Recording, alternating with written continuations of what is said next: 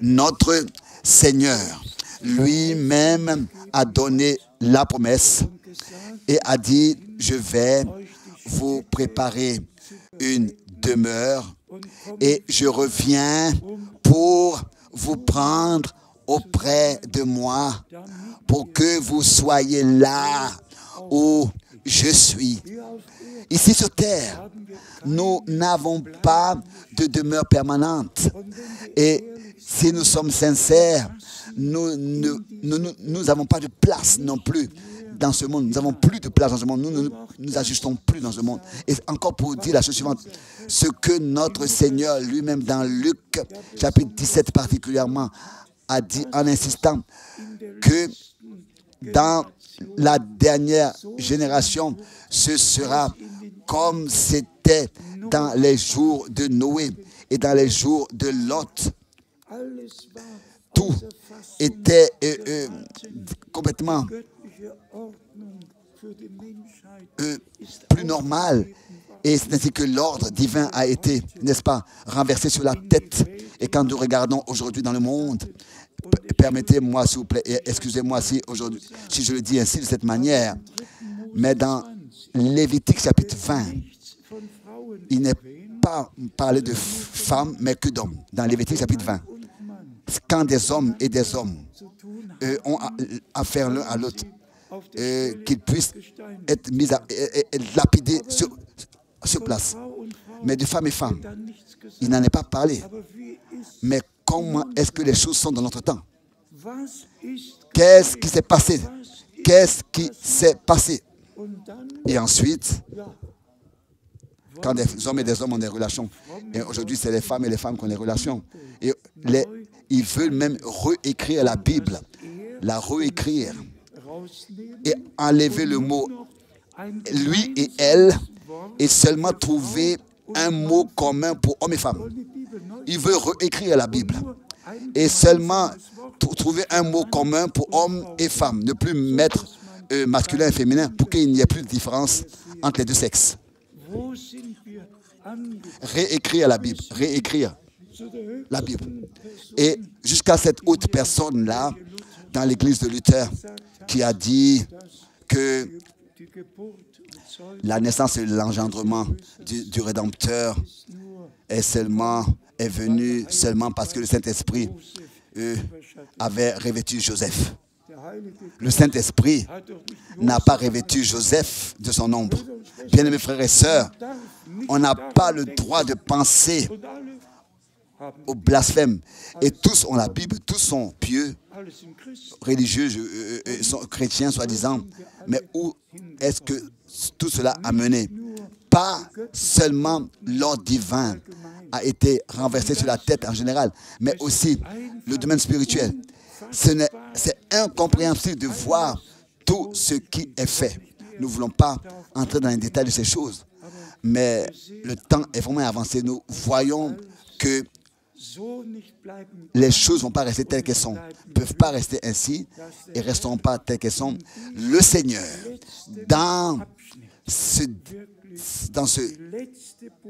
dernier temps, dans ces derniers moments, fait retentir le dernier message, et tous ceux qui sont de Dieu, n'est-ce pas,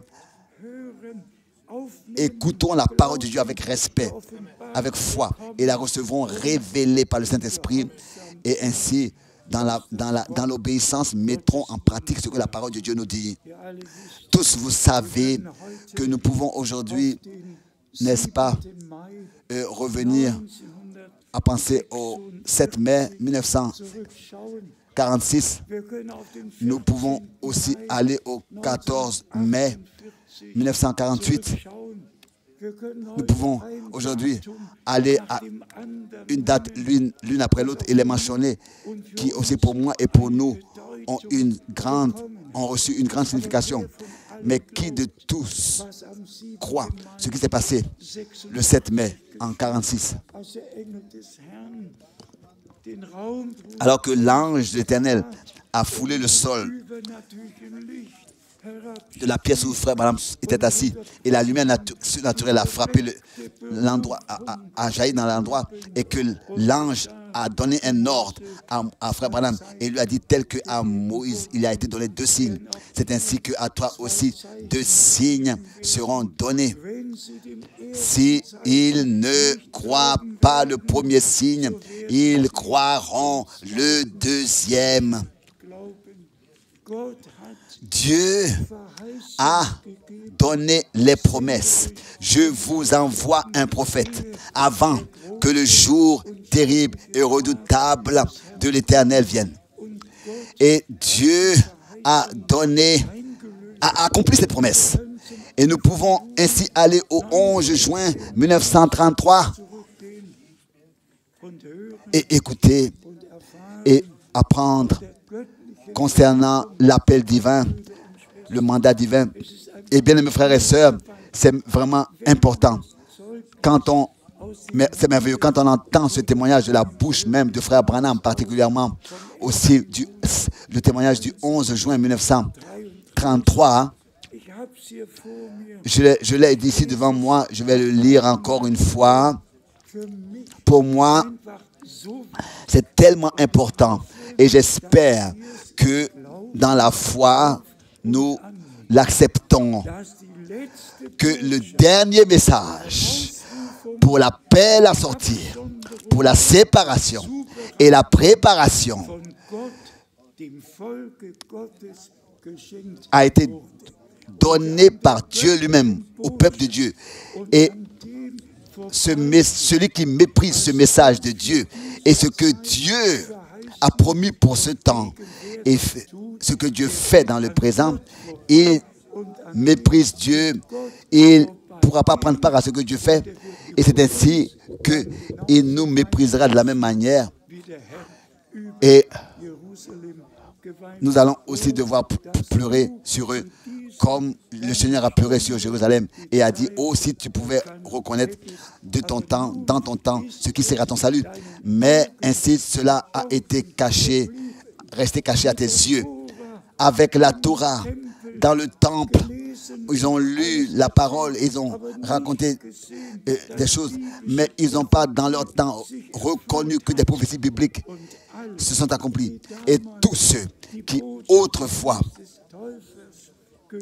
ont entendu le message de Jean-Baptiste et l'ont cru, ont été préparés, ont été bien disposés à recevoir le Seigneur. Et nous aussi, comme cela a été mentionné en insistant, Jean-Baptiste a dit, je vous baptise d'esprit et de feu, mais celui qui vient après moi vous baptisera d'esprit et de feu. Nous aussi, nous allons expérimenter la même chose. Aussi certain qu'il y a eu une pluie de l'avant-saison et que le Saint-Esprit a été répandu sur tous ceux qui étaient rassemblés au nom du Seigneur. C'est ainsi aussi que c'est certain qu'avant le retour de Jésus-Christ, cela aura lieu.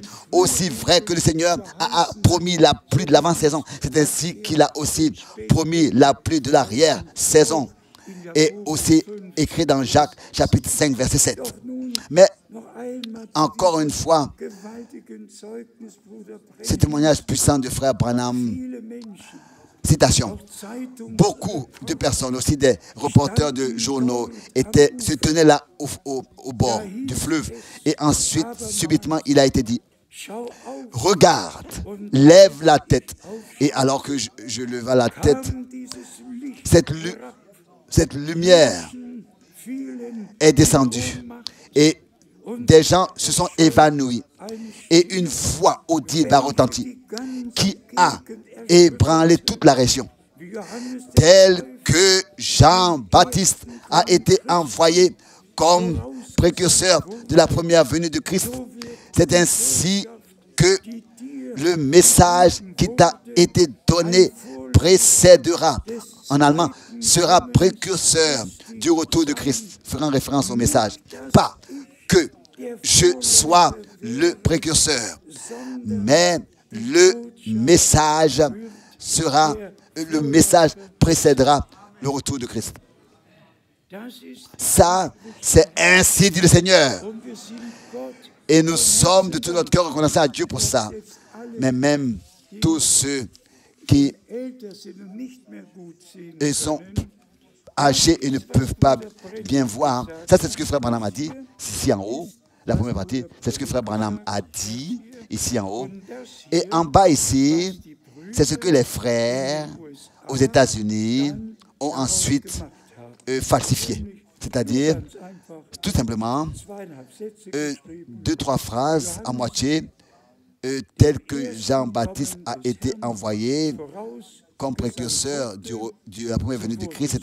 C'est ainsi que tu as été envoyé pour précéder son retour. C'est tout. Il ne peut pas parler du message. C'est une falsification totale. Et tous sont entrés dans ce piège. Et tous disent qu'avec Frère Branham, tout est terminé. Non. Non. Depuis qu'il a été enlevé dans la gloire, c'est là même que ça a commencé. C'est là même que ça a commencé. Il a envoyé le message, il a apporté le message, mais il n'a pas visité un seul pays de la terre avec ce message. Et dans ces 12 pays dans lesquels il a prêché, c'était seulement de caractère évangéliste. Il a tenu des réunions d'évangélisation, il a prié pour les malades, mais il n'a jamais porté le message de l'heure. Par exemple, dans les années 33 et tout ça. Mais il a apporté le message, comme le 1er avril 1962, cela lui a été dit. N'entreprend pas le voyage en Suisse, mais retourne à Jeffersonville et emmagasine la nourriture. Et ensuite, le 2 avril, pour moi, il a été dit, ton serviteur pour cette ville est bientôt terminé. Tous vous connaissez le témoignage. Et ensuite, l'homme de Dieu m'a dit, attends avec la distribution, avec sa distribution, jusqu'à que tu reçoives le reste de la nourriture. Bien-aimés, frères et sœurs, ce que Dieu a dit à son serviteur le prophète, de Genèse jusqu'à l'Apocalypse, chapitre 22, ce que Dieu lui a révélé, nous avons le droit de le prêcher. Depuis la Genèse chapitre 1 jusqu'à l'Apocalypse chapitre 22. Et nous ne prenons pas seulement un seul verset pour le prêcher. Nous prenons tous les versets bibliques qui traitent le même sujet.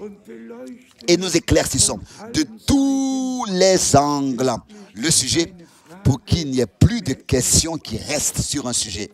Mais bien mes frères et sœurs, de la même manière aussi, c'est aussi important notre commencement avec le Seigneur. Comme dans Jean chapitre 3, si ce n'est que quelqu'un naisse de nouveau, sinon il ne peut pas voir le royaume de Dieu. Mais avant la nouvelle naissance, il faut que le Seigneur soit accepté, reçu. Le pardon des péchés par le sang précède la nouvelle naissance. Personne ne peut naître de nouveau sans d'abord avoir expérimenté le pardon de ses péchés. C'est pour cette raison qu'il faut que d'abord le pardon des péchés soit prêché à tous les peuples. Et ensuite, l'enseignement suit. Ensuite, la parole est prêchée et la parole devient une semence. Et nous acceptons la semence incorruptible de la parole de Dieu dans notre cœur. Et ainsi, l'Esprit de Dieu peut créer en nous la vie de Dieu et la manifester. Donc, pas une théorie, pas seulement être en train de parler du message et du messager, mais d'abord, notre commencement doit être authentique et biblique. Il faut que nous fassions une expérience du salut, une conversion authentique à Christ et recevoir consciemment que Dieu était en Christ et que le sang de la nouvelle alliance a coulé et que Dieu était en Christ et a réconcilié le monde avec lui-même. Et ainsi nous a accordé le pardon de nos péchés par sa grâce. Et ensuite, nous continuons dans l'obéissance. Nous nous laissons baptiser bibliquement au nom du Seigneur Jésus-Christ. Il n'y a pas de résistance en nous et de rébellion. Non, des gens qui vraiment se convertissent n'ont pas de rébellion et de résistance et de contradiction. Ils ne contradisent pas. Ils écoutent la parole et ensuite ils reçoivent la parole de Dieu dans leur cœur, dans la foi. Laissez-moi insister. Le mandat divin qui a été accordé et donné à Frère Branham de prêcher le message de toutes les Saintes Écritures est le dernier message avant le retour de Jésus-Christ notre Seigneur. Après ce message biblique, rien ne viendra, rien ne suivra. Ce message a été envoyé, insistons encore de nouveau, pour appeler à sortir, pour préparer, pour mettre à part et séparer pour le retour de Christ, le peuple de Dieu. Et cela est lié avec le rétablissement de tout ce qui existait dans l'Église primitive au commencement. Et comme souvent nous avons eu à le dire, les Juifs, le peuple d'Israël devait, n'est-ce pas, revenir dans le pays de la promesse, parce que c'est là que les deux prophètes, selon Apocalypse chapitre 11, apparaîtront et effectueront leur ministère et leur apporteront le message. De la même manière, nous aussi, nous devons sortir de tous les peuples, les langues et les nations et revenir dans la parole de la promesse pour ce temps. Et nous devons être dans cette parole et ne pas comme ça croire sans la parole de Dieu, sans les promesses, sans pas marcher dans nos propres voies et nos interprétations et nos propres pensées et tenir important les choses qui ne sont pas importantes, mais seulement la parole de Dieu demeure éternellement et tout le reste, de toutes les manières, passera. Donc, dans les épîtres aux Romains, Paul a dû, avec beaucoup d'insistance, il a dû s'occuper et traiter un peu la grâce et la loi. Et laissez-moi un peu lire quelques écritures pour vous encourager dans la foi, pour nous tous. De Romains, le chapitre 8. Commençons ici dans Romains, le chapitre 8. Que Dieu aussi bénisse tous nos traducteurs. Que Dieu vous bénisse. Dans Romains, le chapitre 8. Il n'y a donc, le premier verset, maintenant aucune condamnation pour ceux qui sont en Jésus-Christ. La loi nous a condamnés. La loi a été donnée justement pour que le péché soit reconnu en tant que péché. C'est ainsi que c'est écrit dans Romains, le chapitre 7, au verset 7. Romains chapitre 7, verset 7. Que dirons-nous donc? La loi est-elle péché? Loin de là. Mais je n'ai connu le péché que par la loi. Car je n'aurais pas connu la convoitise si la loi n'avait dit tu ne convoiteras point.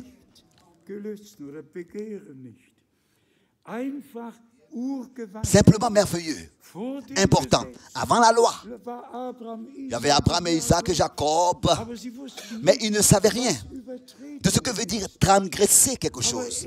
Mais c'est seulement quand la loi fut donnée. Tu ne mentiras pas. Vous savez que aucun homme savait ce que c'est qu'un menteur, mentir. Seulement quand la loi l'a dit, quand la loi a été donnée, c'est là que tous ont pu reconnaître, oh mon Dieu, j'ai menti. Tu ne dois pas commettre d'adultère. Tu ne dois pas, tu ne dois pas, tu ne dois pas. Oui, mais Abraham, qui n'a pas connu la loi, mais il a vécu malgré tout dans la volonté de Dieu, avant la loi. Oui, 400 ans, 430 ans avant la loi, il a vécu dans la volonté de Dieu. Et il a fait la volonté de Dieu. Mais revenons à ce qui est important pour nous. Frères et sœurs, pas comme il y a un frère qui disait maintenant, oui, nous devons tenir le sabbat et pour accomplir la loi. Non, le sabbat de nouveau sera dans le millénium. Dieu a un ordre aussi du salut pour Israël. Dieu a un ordre du salut pour l'Église. Et notre Seigneur, n'est-ce pas, dans le premier jour de la semaine, est né le premier jour de la semaine. Et les disciples se sont rassemblés le premier jour de la semaine. Et 8 jours plus tard, ils étaient de nouveau encore rassemblés. Et le Seigneur a apparu parmi eux. Mais ici, revenons à ces paroles précieuses encore une fois. Dans Romains, le chapitre 8, à partir du premier verset encore. Il n'y a donc maintenant aucune condamnation pour ceux qui sont en Jésus-Christ. Bien-aimés frères et sœurs, sommes-nous en lui? Sommes-nous dans sa parole? Et ensuite, nous pouvons aller dans d'autres écritures par un seul esprit, baptisé dans un seul corps. Et aussi ici, dans l'Épître aux Romains, dans le chapitre 8, nous avons les autres versets, aussi le verset 3 et 4. Romains, chapitre 8, versets 3 et 4.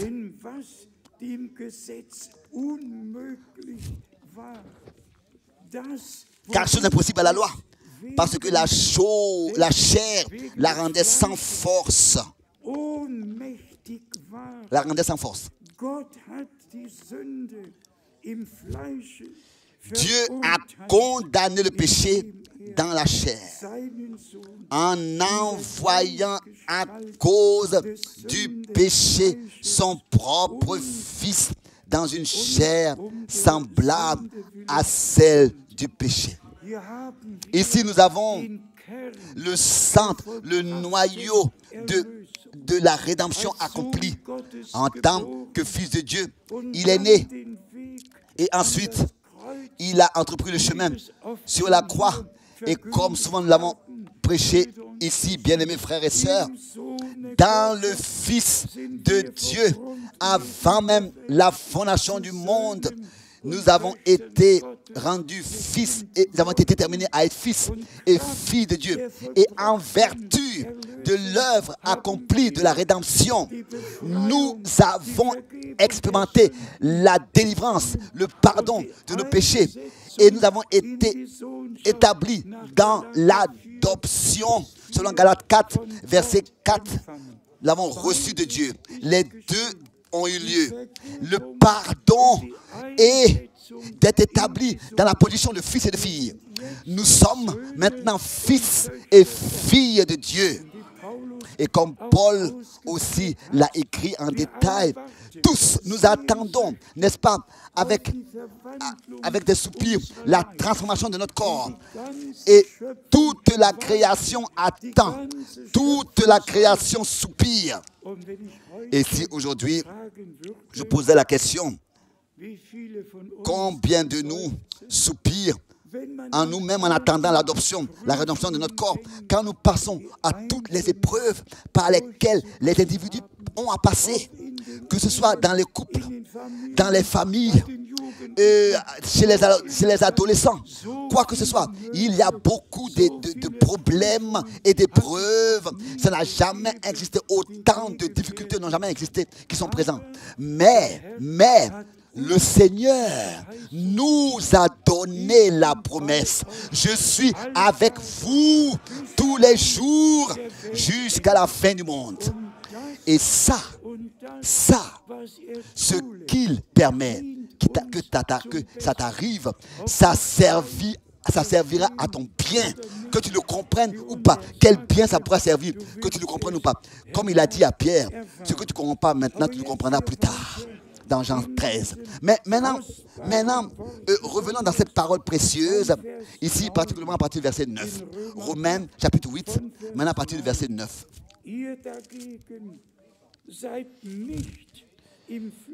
Pour vous, vous ne vivez pas selon la chair, mais selon l'esprit. Si du moins, l'Esprit de Dieu vraiment habite en vous. Si quelqu'un n'a pas l'Esprit de Christ, il ne lui appartient pas. Ça, c'est une